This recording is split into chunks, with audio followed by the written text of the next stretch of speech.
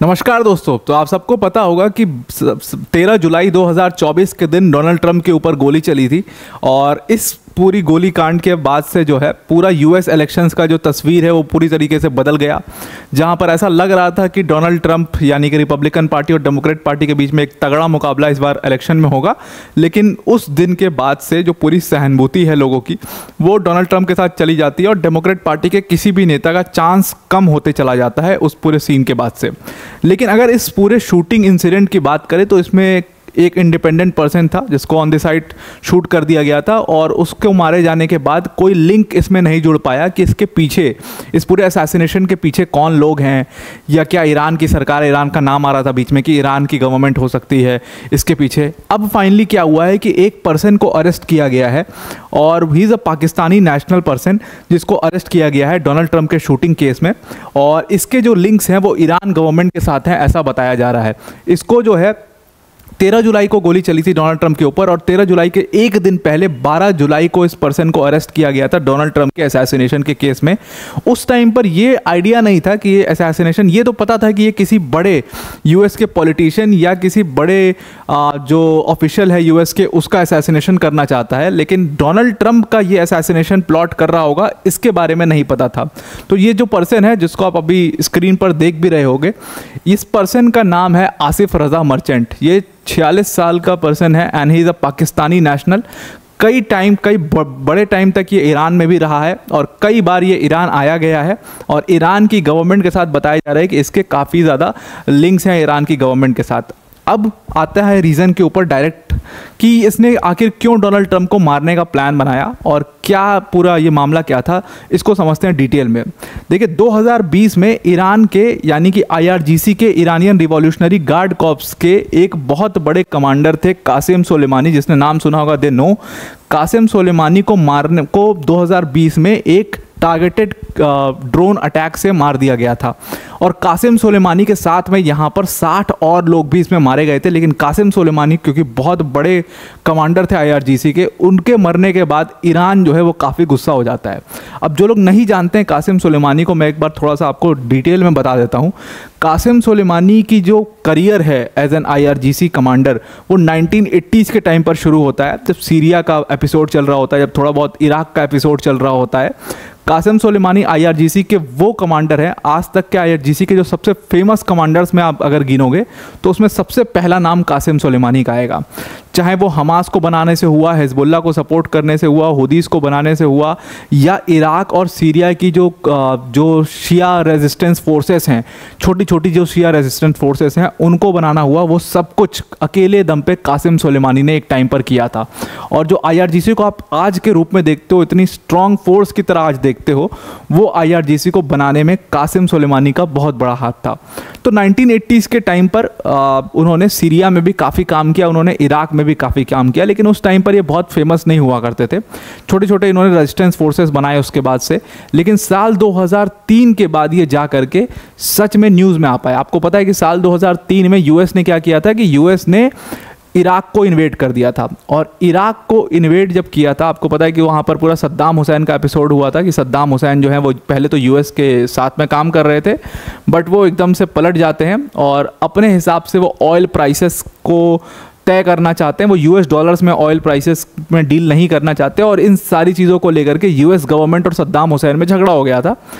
उसके बाद कई सारे केसेस सद्दाम हुसैन के ऊपर ह्यूमन राइट अब्यूजेस के लगाए गए, तमाम ऐसी चीज़ें की गई US द्वारा और सद्दाम हुसैन को एक कल्प्रिट दिखा दिया गया। और उसके बाद सद्दाम हुसैन ने गलती कर दी जहां पर उन्होंने अटैक कर दिया। आपने शायद अगर एयरलिफ्ट मूवी देखी होगी तो आपने देखा होगा किस तरीके से सद्दाम हुसैन से वो एक छोटी सी चूक हो गई, जिसके बाद US गवर्नमेंट को मौका मिला और साल 2003 के अंदर US की जो गवर्नमेंट है उसने ऑर्डर दिया और ट्रूप्स जो हैं US की वो घुस जाती हैं इराक में और उसके बाद दिसंबर के टाइम पर सद्दाम हुसैन को कैप्चर कर लिया जाता है और फाइनली 2006 में सद्दाम हुसैन को फांसी दे दी जाती है। ये सारी चीज़ें हुई थी। जैसे आपने कई सारी फेमस मूवीज़ देखी होगी जहाँ पर US ट्रूप्स, US मरीन्स पर हमला हुआ था इराक के अंदर में, जो एक बहुत फेमस एपिसोड है कि एक हॉस्पिटल में हमला हुआ और वहाँ पर 300 मरीन्स की डेथ हो गई। उस हॉस्पिटल में वो मरीन्स रुके हुए थे, बॉम्ब ब्लास्ट होता है, 300 यूएस मरीन्स उसमें मारे जाते हैं और उसमें पहली बार नाम सामने आता है कासिम सुलेमानी का। उसके बाद अलग अलग कई सारे अटैक्स में कासिम सुलेमानी का नाम सामने आता है जहां पर यूएस मरीन्स को टारगेट किया गया था। अब साल 2020 में आते हैं, इसके बाद कासिम सुलेमानी बहुत फेमस हो चुके थे, कई बड़े अटैक्स में इनका नाम आ चुका था।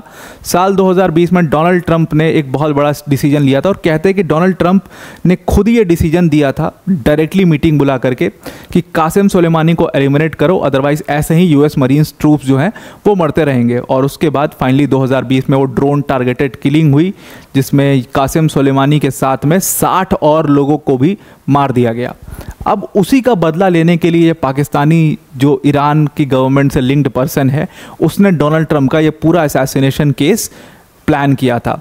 अब यहाँ पर उसने कहा कि जो भी पर्सन यहाँ पर पाकिस्तान को या मुस्लिम वर्ल्ड को खतरा पहुँचाने की कोशिश करेगा उसका हाल यही होगा, उसको इसी तरीके से मार दिया जाएगा। तो he was a radicalise person.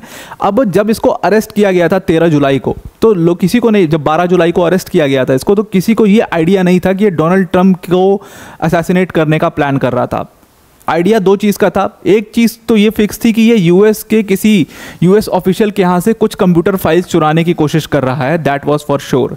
और ये किसी यूएस ऑफिशियल को ही असैसिनेट करने का प्लान कर रहा है या किसी यूएस के पॉलिटिशियन को असैसिनेट करने का प्लान कर रहा है, ये दो बातें पता थी। लेकिन 12 जुलाई तक किसी भी यूएस के जांच एजेंसी या किसी भी डिटेक्टिव एजेंसी या सीआईए, किसी को ये आइडिया नहीं था कि ये किसको मारने का प्लान कर रहा है, ये किस यूएस ऑफिशियल या किस यूएस पॉलिटिशियन को मारने का प्लान कर रहा है। वो सारी तस्वीरें लोगों के सामने क्लियर हुई अगले दिन, यानी 13 जुलाई को, जब डोनाल्ड ट्रंप पर गोली चल गई। अब जो ये मर्चेंट है, आसिफ रज़ा मर्चेंट है, इसने, ये पाकिस्तानी नेशनल है, इसने बहुत टाइम ईरान में स्पेंड किया है। और ये सारी चीज़ें शुरू कैसे होती हैं, वहाँ से बैठ करके ये कांटेक्ट करता है यूएस के एक पर्सन से और उस पर्सन को बोलता है हमसे मिलने के लिए, और वहाँ पर उसको अपना प्लान बताता है कि इस तरीके से मैं एक यूएस ऑफिशियल को, नाम नहीं बताता है, इस तरीके से मैं एक यूएस ऑफिशियल को असैसिनेट करना चाहता हूँ और कुछ फाइल्स जो हैं यूएस ऑफिशियल के घर से वो भी निकालनी है और वो फाइल्स ईरान तक पहुंचानी है। ये अपना पूरा प्लान बताता है। वो पर्सन जिसको ये अपना प्लान बताता है वो डर जाता है और वो ये सारी बातें जा कर के वहाँ की ऑफिशियल्स को बता देता है और उसके बाद ही इसको अरेस्ट किया जा पाया था।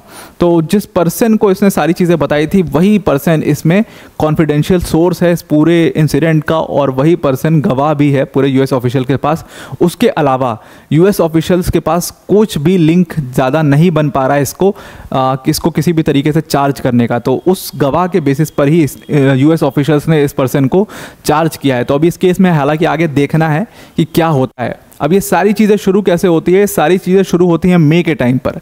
जब ये मई के टाइम पर उस पर्सन, ये सो कॉल्ड पर्सन जो कि यहाँ पर कॉन्फिडेंशियल बना हुआ है इस पूरे केस में, उसको ये कांटेक्ट करता है और कहता है अगर तुम $100,000 कमाना चाहते हो तो एक मेरे पास बिजनेस है, मेरा यार्न डाइड क्लोथिंग का बिजनेस है, उसमें मिल करके हम $100,000 कमा सकते हैं, उसके लिए आपको हमसे मिलना पड़ेगा। और उसके बाद ये लोग न्यूयॉर्क में कई बार मीटिंग करते हैं। न्यूयॉर्क में मीटिंग करने के बाद ये न्यूयॉर्क के अलावा भी कई बार इन्होंने मीटिंग करी थी। न्यूयॉर्क की जो मीटिंग है वो सबसे सिग्निफिकेंट मीटिंग थी। वहाँ पर इसने बोला कि मेरे पास 3 प्लान है, 3 काम करने हैं। पहला काम तो ये है कि आपको एक डॉक्यूमेंट स्टील करना है यूएस ऑफिशियल के घर से। दूसरी चीज़ आपको ये करनी है कि आपको एक प्रोटेस्ट प्लान करना है यूएस के अंदर में।